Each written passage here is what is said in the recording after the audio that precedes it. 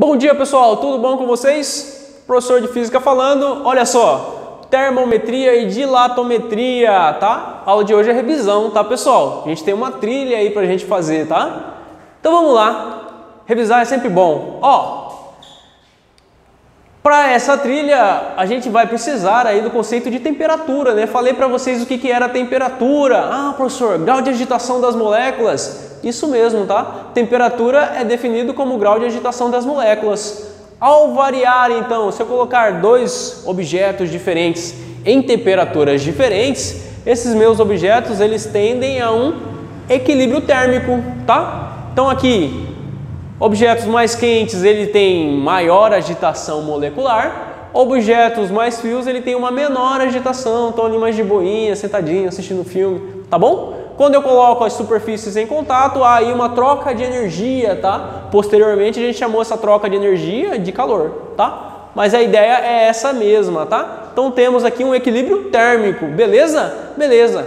Se essas minhas moléculas elas variam de energia, legal? Eu posso dizer aí que essa minha substância, esse meu volume, ele aumenta de volume, né? Essa minha substância.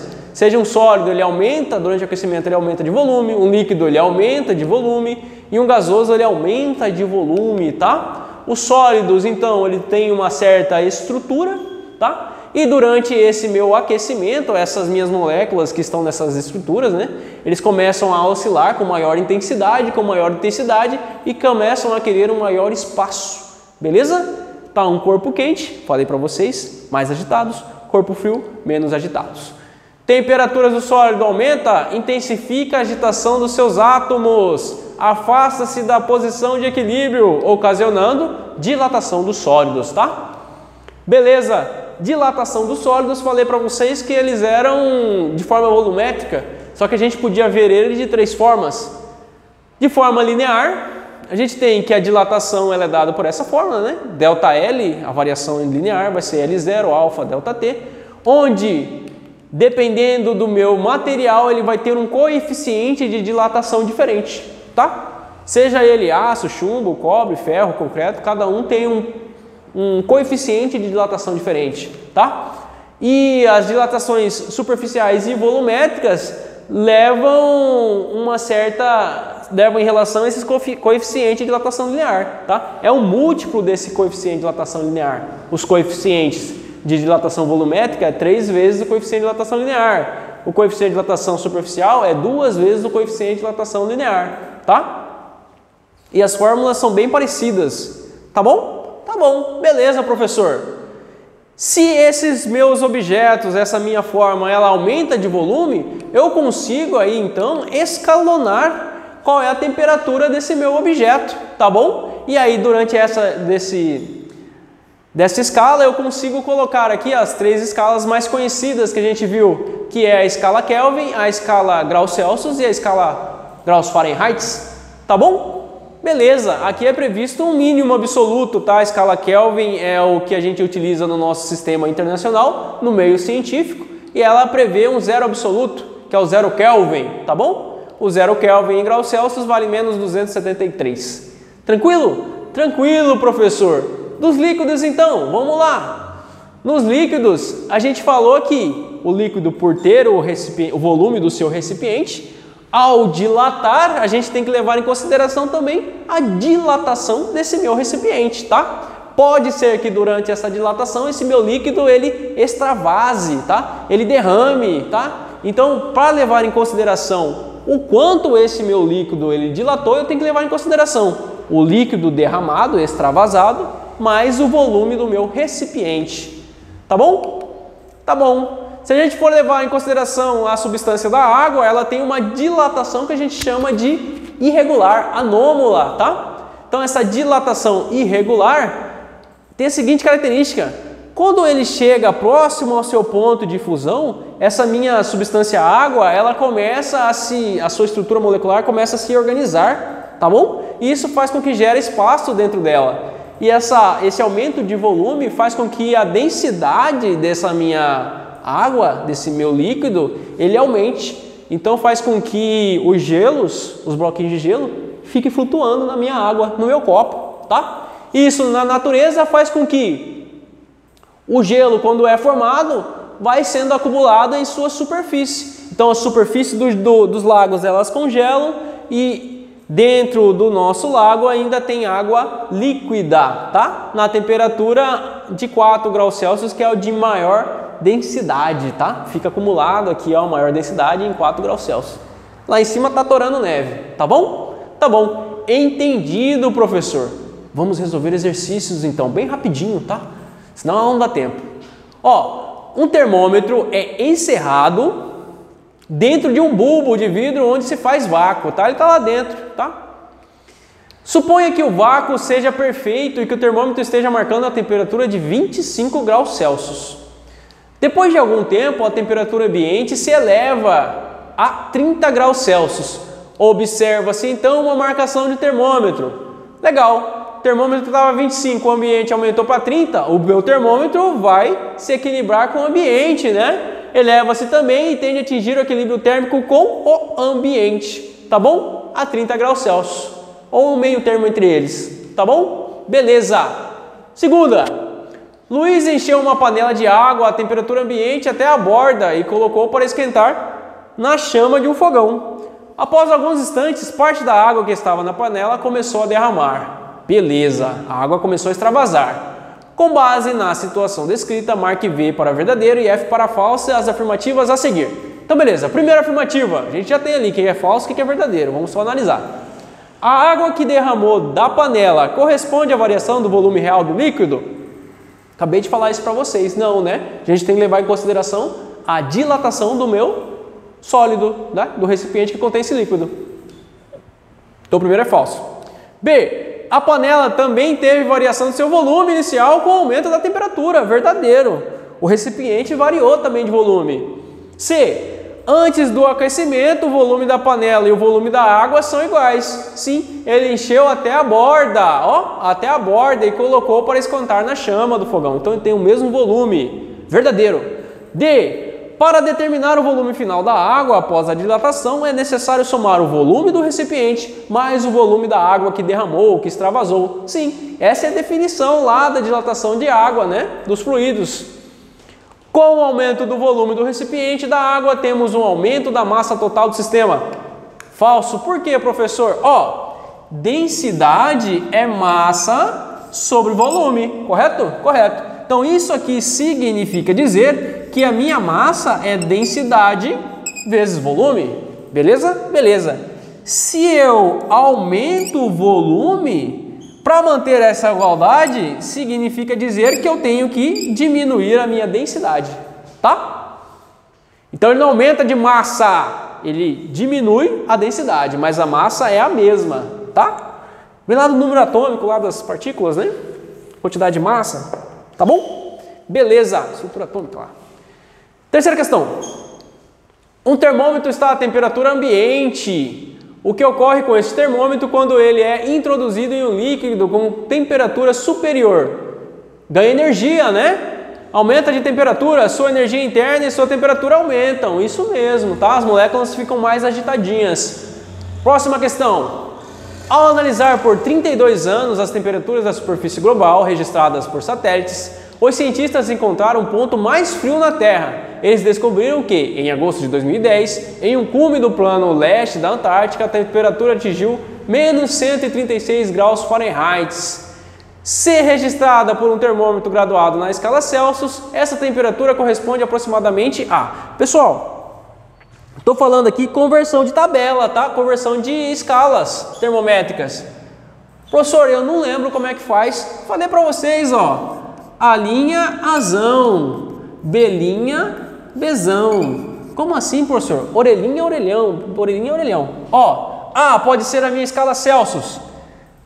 A linha sempre é a temperatura que eu quero encontrar, menos a temperatura de fusão, dividido pelas quantidades de unidades que tem em relação à minha temperatura de ebulição com a temperatura de fusão. Opa, em graus Celsius é 100, professor, isso eu sei.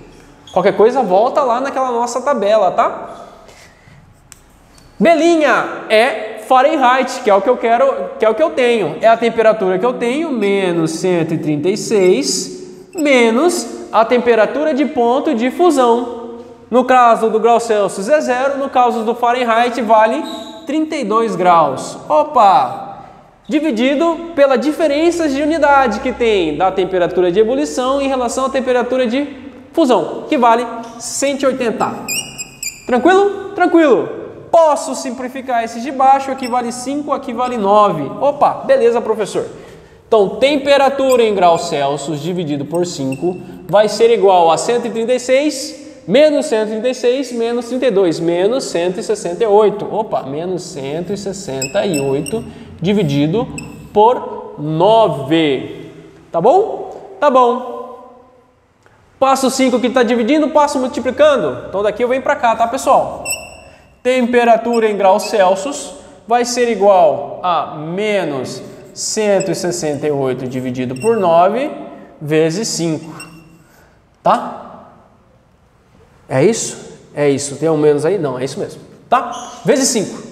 Professor, esse cálculo está muito grande, não sei fazer. Simplifica. Divide esse aqui por 3, divide esse aqui por 3. Opa, beleza. Temperatura em graus Celsius, então, 16, 5 para dar 15, sobra 18, 6, 56 sobre 3, vezes 5. Basta multiplicar agora que ficou mais fácil. 56 vezes 5, 30. Sobra 3. 5 vezes 5, 25, com 3 lá, 280 dividido por 3. Opa, temperatura em graus Celsius, então vai valer 28 dividido por 3 vai dar 9, 27, né? Sobra 10. 3, sobra 1, é com 3, 3, 3, 3, 3. Opa, temperatura em graus Celsius, 93 graus. Tá? Opa, aqui ó, 93 graus. Beleza? Daqui que saiu. Tranquilo? Basta comparar as duas escalas. Tranquilo, professor? Próxima. Opa, essa aí é difícil, hein, professor? Quero ver o senhor fazer. Eu também. Ó, o quíntuplo de uma certa indicação de temperatura registrada num termômetro quadrado graduado na escala Celsius excede em 6 unidades o dobro da correspondente indicada na escala Fahrenheit. Esta temperatura medida na escala Kelvin é de... Vamos fazer análise. Ó, ele está falando o seguinte, que 5 vezes a temperatura da escala Celsius vai ser, ele excede em 6 unidades na temperatura, no dobro da temperatura da escala Fahrenheit. Ele falou isso aqui, ó, matematicamente. Tá bom? Tá bom. Vou isolar o graus Fahrenheit, tá? Então eu tenho que 5 temperatura graus Celsius menos 6, tudo isso dividido por 2 vai ser igual ao graus Fahrenheit. Tranquilo? Temperatura em graus Celsius, temperaturas em graus Fahrenheit. Lá da nossa escala de comparação a gente tem que temperatura em graus Celsius dividido sobre 5 vai ser igual a temperatura em graus Fahrenheit menos 32 dividido por 9. Tranquilo? Tranquilo. 9 está dividindo, passo para cá multiplicando. Vou isolar aqui o meu temperatura em graus Fahrenheit para eu substituir nesse aqui. Tá bom? Então eu tenho que 9 sobre 5, passei para cá dividindo, que multiplica a temperatura em graus Celsius, vai ser igual a temperatura em graus Fahrenheit menos 32. Beleza, professor? Só substituir, né? Só tá aqui, vou substituir por esse valor aqui.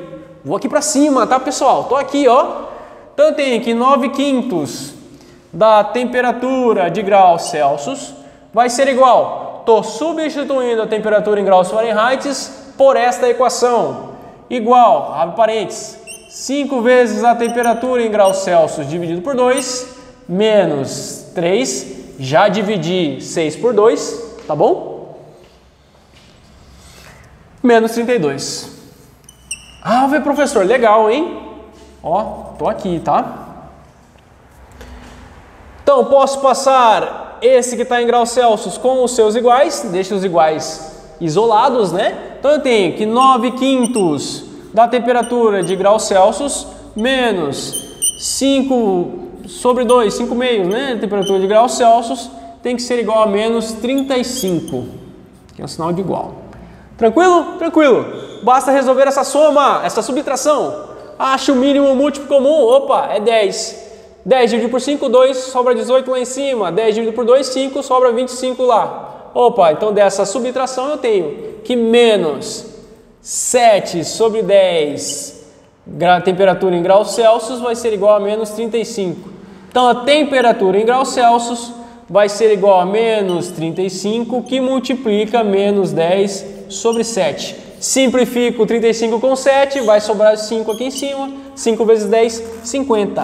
Temperatura em graus Celsius, então, igual a 50. Tá, pessoal? Beleza, professor, mas ele quer em escala Kelvin. Opa! Aí ferrou não, tá, pessoal? Quando eu vejo lá a diferença entre a temperatura de ebulição e da temperatura de fusão da escala graus Celsius e da escala graus Kelvin, ela vale as mesmas quantidades de unidades, 100. Então eu posso somar a 273, que é o meu ponto de fusão na escala Kelvin, mais 50, que vai me dar 323, tá? Somo. Isso implica 273 mais 50 igual a 323 Kelvin. Beleza? Beleza, professor. Chegamos no resultado, tá? A parte mais difícil aqui é identificar o que a pessoa está passando com essa informação. Tá bom? Tá bom. Dá tempo ainda? Dá. Vamos mais para frente. Mais questões. Ó. Essa aqui é de dilatação de sólidos. Uma esfera de aço tem um volume de 1000 centímetros cúbicos em uma temperatura de 20 graus Celsius. Beleza. Este material possui um coeficiente de dilatação linear, tá? Coeficiente de dilatação linear, tem que prestar atenção nisso, que vale 1,2 vezes 10 a menos 5. A esfera é aquecida até 220 graus Celsius. Nessa condição, a dilatação sofrida pela esfera após o aquecimento é em centímetros cúbicos de. Vou apagar aqui bem rapidinho, tá, pessoal? Ainda a gente tem aí 3 minutinhos para dar os 20. Vou apagar aqui rapidinho e a gente já resolve. Então vamos lá. A gente viu que a fórmula lá de volume é ΔV é igual a V0 ρ ΔT. Beleza? Dilatação de volume. Tranquilo. Volume inicial vale 1000 centímetros cúbicos. Meu coeficiente de dilatação volumétrica, lá que a gente acabou de rever ali, ele vale 3 vezes o coeficiente de dilatação linear. Então vai ser 3 vezes esse valor, que vai me valer 3,6 vezes 10 a menos 5, vezes a variação da minha temperatura. Variação da temperatura, ela é elevada até 220, mas a minha temperatura inicial é igual a 20. Opa, 200. Tranquilo? Tranquilo. Esse é a variação do meu volume. Opa, então ΔV vai ser igual 10 a menos 5, professor. Posso contar os zeros, não posso? 10 a menos 4, 10 a menos 3, 10 a menos 2, 10 a menos 1, 10 elevado a 0. 10 elevado a 0 é 1. Opa, então eu tenho que vai ser 1 que multiplica 3,6 que multiplica 2. A variação do meu volume, então, vai ser 7,2 centímetros cúbicos. Opa, professor, legal. Essa foi a variação. Nessa condição, a dilatação sofrida pela esfera foi de 7,2 centímetros cúbicos. Tranquilo? Tranquilo. Pessoal, mais uma de dilatação aqui. No mais, pessoal, já deu meu tempo aí, já deu 19 minutos. Fique com Deus, boa sorte na trilha e um forte abraço.